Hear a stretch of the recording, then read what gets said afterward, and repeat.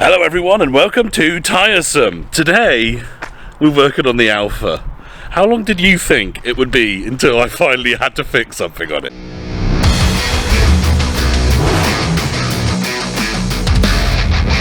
So here we are, the beauty, and as you can see, this side absolutely fine ride height wise, arguably maybe a bit low, I don't know, but this side slammed, mate. It's on air ride, isn't it? So what's happened basically is this spring mount, the lower spring mount, which is sort of attached to the shock absorber on the actual shock itself, sorry, this thing here, this metally what's it here, this has literally just rusted and then gone bang, and all the spring tension is just now, well, the spring is now covering the whole shock absorber rather than just being at the top, so it's basically just doing nothing. That is the problem. That one there that I just showed you is from a scrapyard and is fine, but because I've got the amazing 2.4 5-cylinder engine, I need to swap the springs over and the bottom brackets, so yeah.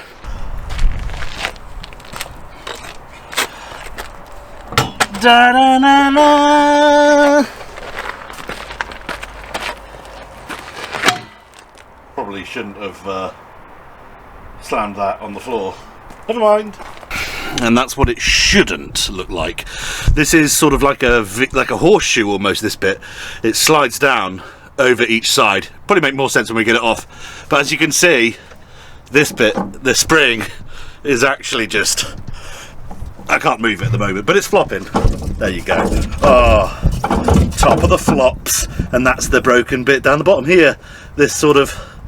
You can't see it. This bit, the metal bit at the bottom, is supposed to be welded or fixed somehow to the shock, almost up here somewhere.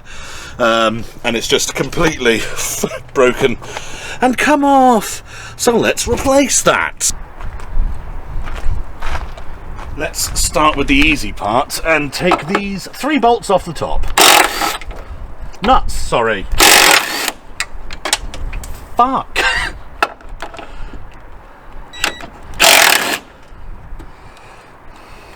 And there are washers for those as well. Beautiful. That's what we like to see. However, I did drop one nut down, but I think it went to the floor. It's all right.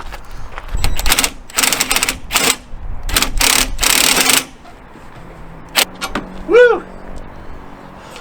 Bolt, big one for the bottom. What I mean by that is just the bottom bolt. This is the one that goes through the bottom. Look everyone, my hands are very dirty, but look, I say that because everyone always complains that when Tim's here, I do nothing. I have been doing things. I have been. Including Tim. Yes, featuring Tim, yes. I have, what I have been doing is I've gotten the bottom bolt out, as you just saw. That was all right. Probably the most accessible one apart from the top hat ones.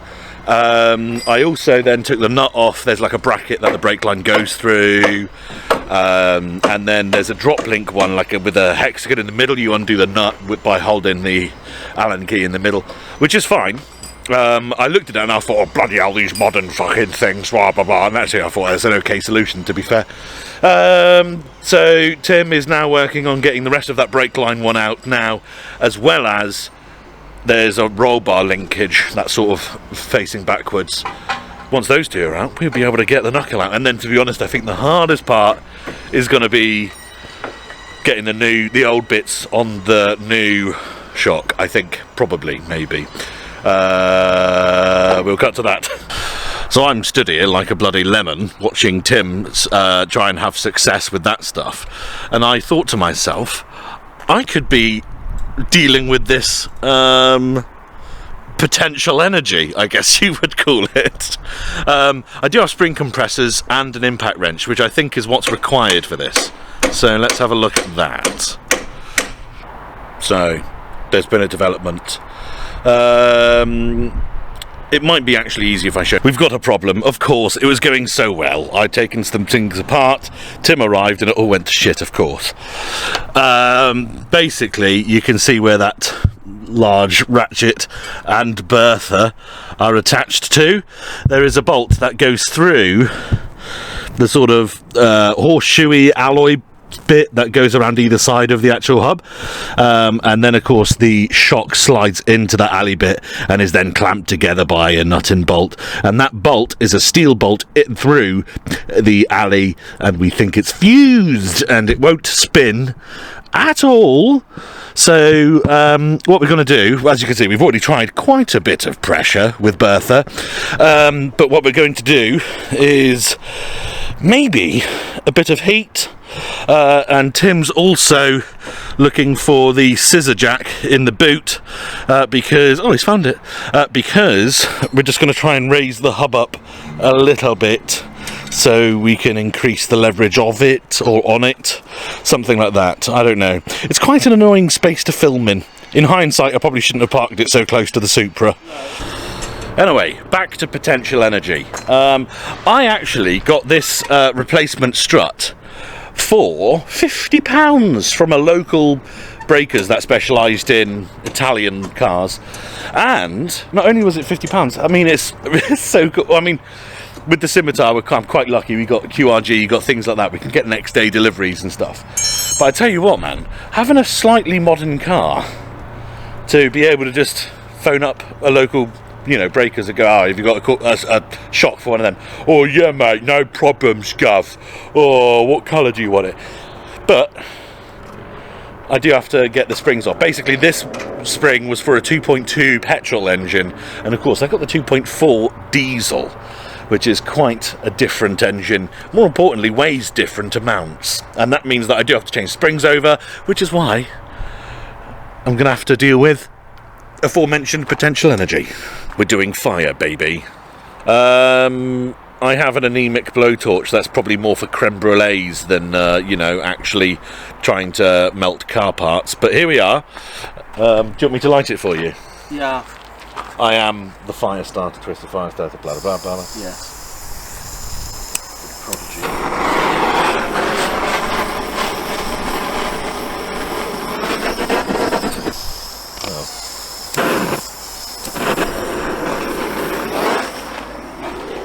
Heat, Jim, but not as You can just about see a little bit of blue flame. Just about. You get the general idea. This bolt is a pain in the dick hole, so it would be ruddy lovely to get that out. And then we have to return to the spring saga. So there's a spindle that actually goes into the shock absorber itself. The nut is actually on top of the spindle spins. So how do you stop the spindle from spinning when you try and take the nut off? There is like a built-in sort of flat edge on top of the spindle, but that sort of requires some tool which we don't fucking have, so we'll be jimmying around with that in no time, I'm sure. Meanwhile, Tim's still trying not to set fire to the whole car, just some of it. Well, I'm going to avoid this ABS wire. Oh, there's an ABS wire he's avoiding. Yeah, do avoid that, yeah. Alright, lovely. It's been a few minutes now and Tim's still firing away.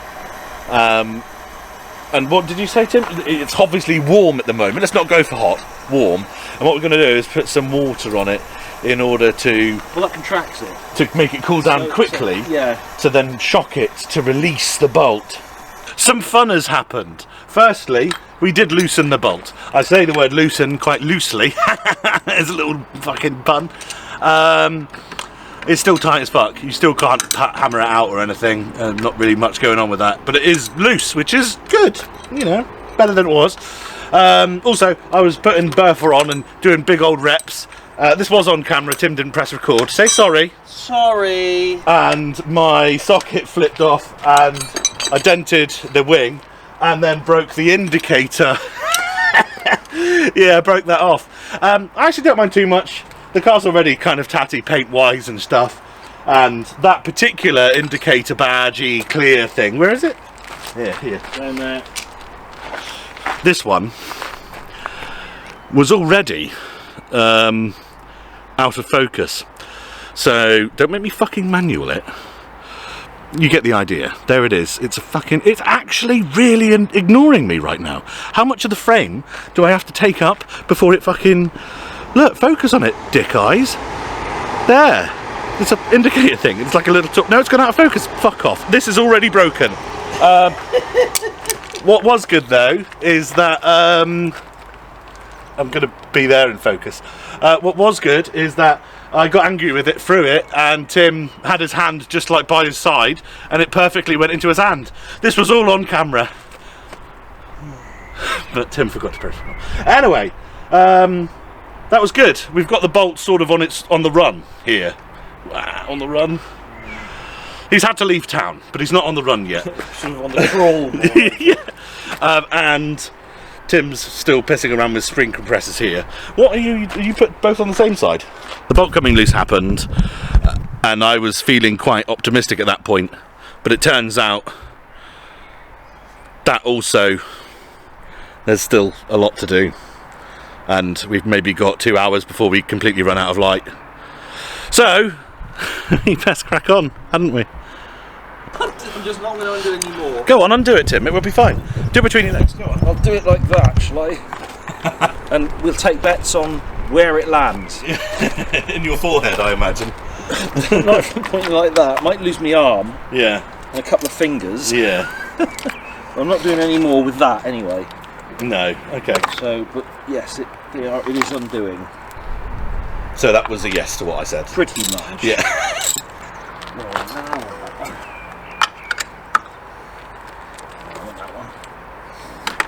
So what we've done is we've actually taken a step back, okay, and we have decided to just do one of the jobs. We're halfway between taking the old one out of the car, old strut, or stripping down the new one. So we're not getting either way with both of those. So what we've done now is focus on one of them, and the one we focused on is stripping down the new one. Yeah, it gives a bit of time for the WD-40 soak in that one. That's, as well. yes, perfect, good one. Pigeon got very close then. Fuck off. What we're going to do now is just whack them up, get a good grip on those springs. It's going to make it worse. What, is in the angle worse? Yeah, the angle of the other one. Oh, I see. Yeah. Oh, that's weird. Feels a bit like a bomb. Spin. Oh, almost.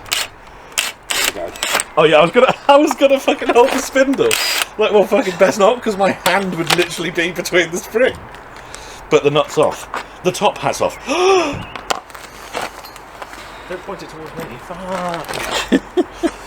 And now release the pressure. Yes. Release the pressure.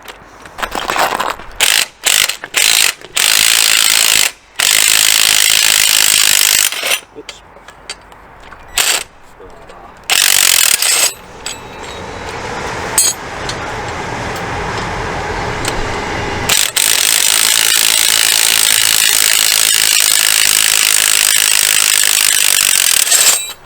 Nice. Look at that. Safe transition. Oh, what? I guess there's a rubber thing at the bottom that it's... Hang on. It's Christmas and we got a cracker. Oh my god. I retained the shock covering thingy. And I've got a shiny shaft. You do, don't you? Yes. So that goes that way. Yeah, it's a bit rough that one. Hopefully yours is better. I don't think so. Is it not? No. Okay. I don't care either. What you could do is sort of lube that up a bit so that one doesn't go bang in 6 months. Yeah, it doesn't look that rough. No, it's all right. Yeah. We'll just give it a bit of lube maybe here and there. Yeah. It's what these gaiters are supposed to sit around the base, aren't they? Properly. No, slide it's supposed over. to sit around that bit. Oh yeah. So they're supposed to be a bit loose anyway. Sorry. Okay. Can't take him anywhere. No. Right. Job number 87. Yeah. There is something with making these videos that is, when it comes to editing, a bit of a pain in the arse. And that is when you leave the camera recording, you end up with like an hour clip, and then you have to sit at my desk and just go through it and through it. It's really boring, tedious, unmotivating, all that sort of stuff. Which is why I've been trying to not just leave the camera recording, because it comes to be really fucking shit. However, it does mean we miss things. Like tonight, there's loads of things. Yeah. That's a ratchet, by the way.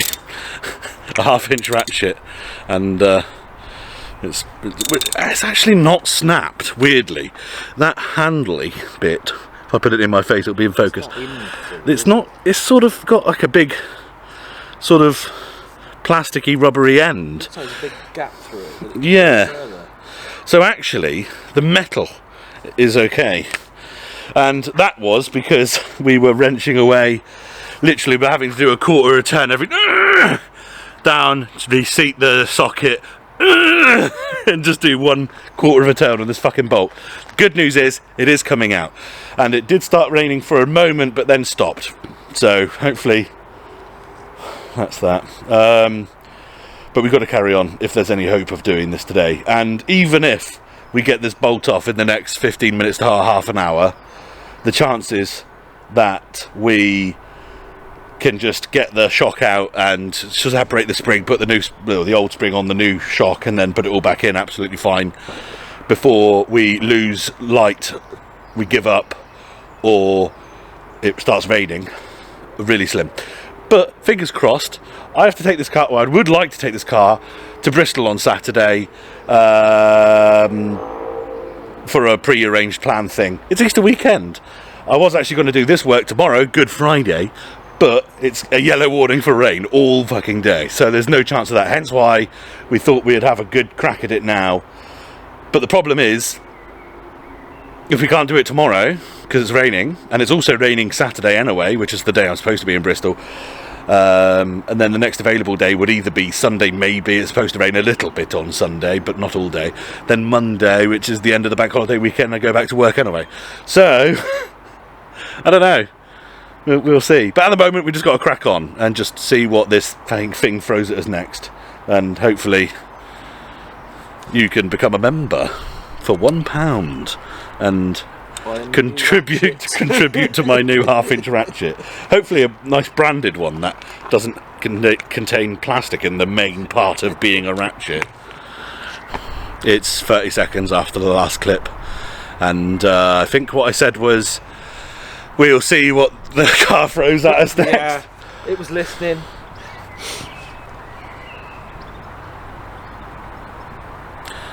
You can't see that because my camera hates me as a person. Close. It should still fucking do it though. Come on. Come on. Oh no. It hates me. We snapped the fucking bolt, basically, is what's happened here. It's the bolt, the main one. It was actually doing fine. You would have thought that once you got it moving, you're okay. And we did indeed have it moving. We put the same ratchet on. Didn't even pull that hard. Did a couple of turns, and then part of me thought, oh, it's come free. No, and it's, as you can see by the diameter of that, it's a pretty chunky one. So now we need to drill out the old bolt. What we'll do now is we'll have to take it off with that alloy piece on. Yeah. And then it's a case of trying to drill through probably high tensile steel bolts. They're not that fucking high tensile steel. Next to aluminium. Yeah, indeed. Yeah, which I told the guy from the scrapyard, who was a Italian specialist, said, "Watch out for that alloy bit, won't you? It's really brittle." So, yeah, we'll watch out for that alloy bit because it's really brittle. Yeah, we're done for this evening, and I'm not going to Bristol on Saturday, and the car won't be ready in the imminent future. Luckily, the scimitar's okay. Beautiful. Shh, don't tempt fate. Oh dear. It's only part. Cut to the next time it's not fucking raining. Bye. Tim. Okay, everyone. It has been 1 week. Only one. And we finally, haven't we, Tim? We've managed to separate that bolt out and separate it all off, and we've actually put the spring on the other one now, and we've managed to reattach the thing on the bottom, so we can no, I just put another one. This one's got the bit as well. Yeah, it was 80 quid, but for two, So that's good. And I don't know, the other one, I was thinking... So when the other one breaks... So I've got a spare for this side, and when I was thinking, because I got the other one from a scrapyard, what I was thinking was the interior light, as you saw when we revealed it, there's like a bit missing on the trim, and I might need a new indicator trim. So I was thinking I could give him that one back. I paid 50 quid for it. He can put it back into stock, and maybe I can grab a couple of bits that are actually some use to me. If he says no, then I'll probably still buy the parts off him anyway. But let's sling this in. It's actually not that heavy. I thought it looks like it's going to be like a meaty chunk of metal and cover. Yeah, it's because you got the bit at the bottom's aluminium, which does make a huge difference. Which we obviously got told many times, brittle, be careful. Yeah. So we will. It's not clean though. Now, even though we have used a cheat code of sorts here, because now what we need to do is remove the entire old unit and put the new one in, I still don't think it's going to be quite that simple. This thing does have quite big brakes on the front, and I don't know if we're going to be able to get that whole unit out in a oneer. In fact, that was the reason initially why Tim said let's split it and get that alley bit off of the actual shock. So if we can, obviously tremendous. Angels will cry when we get it out as a oneer without having to do anything to the brakes. But I think we may end up having to do something to the brakes. I don't know. Dialogue. So what we've done, Tim has done, I must be exclusive here, is in there everything is out of the way and absolutely fine now. All the bolts are undone, which is kind of, well, apart from the roll bar at the bottom there, we already did have that out, so that was easy enough for Popper. Yes. We've also done the top mount bolts, which are fucking in focus as always. Come on. So that's that all done, and once the microphone stopped catching, you can see that actually the top of the strut goes so high up into the wheel well. So what we're going to do is take this arm off. What the fuck even is that arm called? It connects to the top arm. Like a top hub upright or whatever, but we're going to undo that, thinking then that the whole hub and everything will just drop down. If that's the case, things just got a little bit better. But yeah, we'll try that.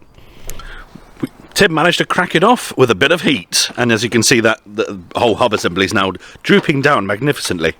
So that's good news. We used heat and a mallet and stuff, but I must apologise for the lack of filming. You can see that unfortunately I parked it quite close to the Supra, annoyingly, which means I can't really get a camera in there when we're malleting and stuff.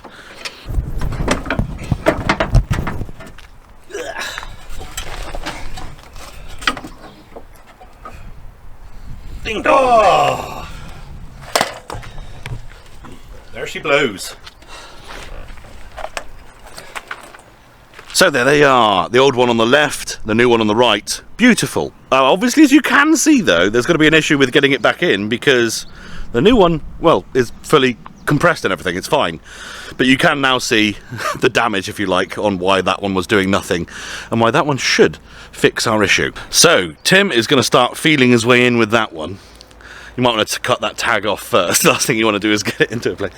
But in order to get the sort of ball joint, top ball joint out, we put a nut on, and we sacrificed this one. You can probably tell it's not quite round anymore, and that was actually done on purpose because the new ones come with a spare bolt on them, or nut should I say, sorry. However, it's the wrong one, isn't it? So we've just destroyed one of the nuts we need to put it back together. So I'm just going to go look in the shed while Tim does this. I found a nut that works. It's off the scimitar, so you know, don't know why.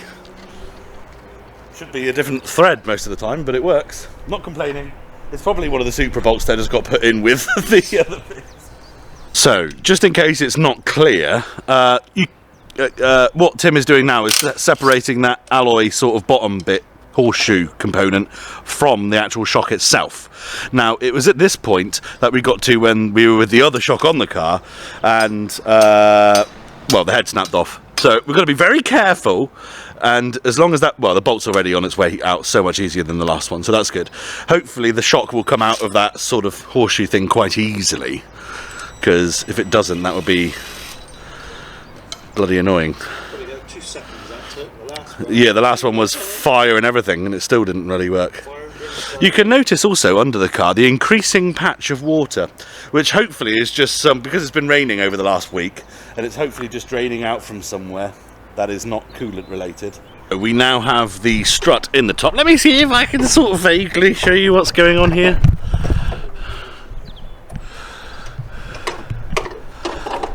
So we got the, oh no, Tim's got a solar panel out, he must need a charge. You can see if I use my little finger here, there, right at the bottom, that's the horseshoey bit that he's got in sort of swanging around. What did you just say? I cannot do both. But what we can do is put a couple of threads on the top mount ones to sort of have that shock rolling around in there for a bit. We just threaded those top mount bolts in just a little bit, just to hold the shock in place. There we go. Ready to bolt up. Look at this, look, double jacks. Aren't we lucky? So you may not have captured Tim explaining then, but basically the rear drop link was just off because the whole hub was of course completely sprung, even though it is now attached to the shock. So now what we've done is attach that drop link with the other jack by compressing the spring up, and now you can tighten it up. Go. So you remember the nut that I got off of the scimitar that happened to fit this and perfect for application? Turns out it doesn't. Goes on a few threads and then starts skipping because it's a bit too big and the wrong thread probably. So what we're going to do is actually use one, the center sort of the actual shock mount bolt nut. Looks like it's the right one. And of course on the old shock it's all completely uncompressed because it's, well, broken. So what we've cut to Tim taking that nut off and then hopefully it fitting. But does it fit?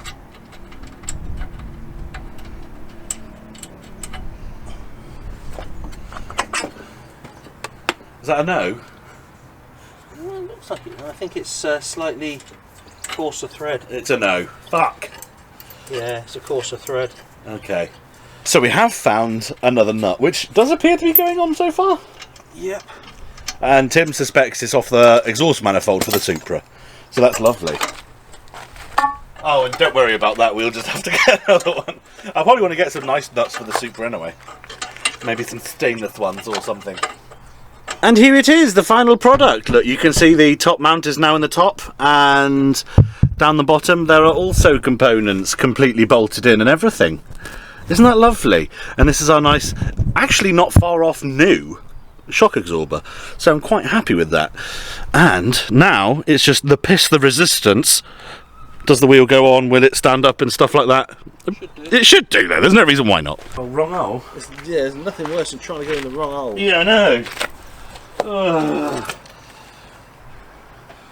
Press like on this video if you hate wheels that go on without, you know, proper bloody nuts and they use bolts instead and you have to hold the thing whilst you also fucking have to thread bolts in and shit like that. Hate it.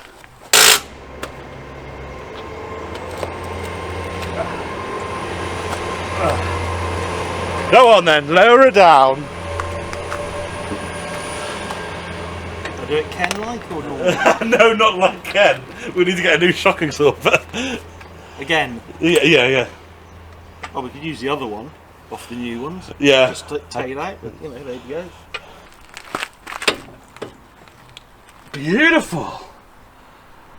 So the question is, does the car, because another symptom of this was not only was it slammed with no suspension, but then when I turned also you got that noise of the spring hitting things it shouldn't be. So let's see, after 1 week of doing nothing, if the car's battery is any good.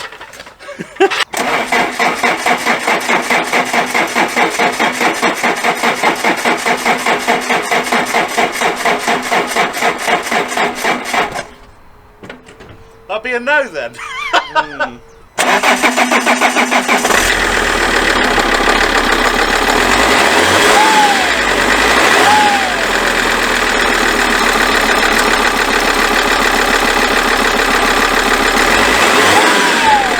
So, it started, it's all fine, isn't that good? It was no problem at all. Yeah, I don't know, it did actually come up and say anti-pollution filter clogged as well, but I think that's probably just because it was getting very confused about trying to fire. Well, it could be PPF. getting clogged. It could be, but I mean, I have run it quite a lot. You did a long run at Sonoma. Yeah, so exactly. Would be unlikely to be that. I think it was just getting confused with why it wasn't being able to start. Anyway, we can always keep an eye out for that in future. So the car sits all right, it now starts. I now know also, I need to take it out for a bit of a run to get some charge in the fucking thing. So, why don't we go for a test drive? As you can see, we are driving. We're motoring. The car's absolutely fine. It feels exactly the same as it did before. I can dry steer or... Tim's cameraman skills are being tested. But no, it feels absolutely great. We just did a quick stint on the dual carriageway as well. Couple of power pulls and everything like that. Not that that was really an issue before. But it was absolutely fine. Now, what we're going to do is go onto a little section of road which some of you may remember when we fitted the coilovers. That was Ken and myself, I think, where we went to test our ride height on the speed humps, and that is really what we're going to be testing. Little power pull. It's fine, it does the job. Oh, I can't believe we were going 25 there so quickly. Here we go. I've got a GoPro and I've got a suction mount. I'm waiting for it to arrive and then I can mount it on the outside of the car. Whilst we're doing these sorts of bits, I can cut between the two shots. It would be so pro. But, here we go. Tim, feel free to throw the camera around if you want to show outside or not. Just approaching this speed hump here. Oh! Absolutely fine. It's exactly what you would expect from a car that is made to actually go on roads, as opposed to the Scimitar, which actually still scrapes, even sometimes when you're just on the road, like not even on that. Yeah, that's absolutely fine. You can tell actually that they're damped quite equally as well, which is good. And the spring, I didn't mention this actually, but the new, if you like, unit that we got second hand, we mentioned that it had a newish looking shock absorber, but what we didn't mention is that that already had a spring for a 2.4 on it. So that's this car, so that was good. That's why we didn't need to piss around with any of that. Oh, I've driven into a bloody roadwork zone. But yes, it's absolutely fine. It goes over bumps, it steers, and it still goes absolutely fine. We did notice there's a bit of coolant coming out from underneath, probably. It's done this before a couple of times, but it's a bit elusive. I don't know what's causing it. It sort of happens sometimes when it's pointing downhill. I don't know. It doesn't seem to make any difference whether it's under pressure or not. But that was the first time when we did turn the car on and it just started doing it, even though it had been parked there. Previously, it would do it whilst it had been parked, even if the car's cold. So the symptoms are all over the shop with that. I don't care. I'll just keep a jerry can in the back, and if I need it, I need it. Let's go home. And there we have it, everyone. The Alfa is back on the road once more. Such a simple thing, just a strut that's weirdly designed so that the spring is suspended halfway up it, snapping. And I mean, realistically, if I want to make myself feel a bit okay about this, that was £40 to fix that. Don't worry that I've now got a spare one and the wrong one that I also bought. But it was 40 quid to fix it, which isn't that bad. And how long in total do you reckon? We probably spent 3 hours initially. Nah, 2.5? Yeah, initially, like and then 1.5 today, putting it back together again. Little test drive. She runs beautiful, and actually we stopped off and she started again perfectly after that too, so I reckon she was just a bit clogged and a bit claggy from sitting around for a week doing nothing. But back on the road again now, and driving as well as ever. Thank you very much, Tim. Thank you very much, Alfa. Catch you in the next one, everyone. Bye.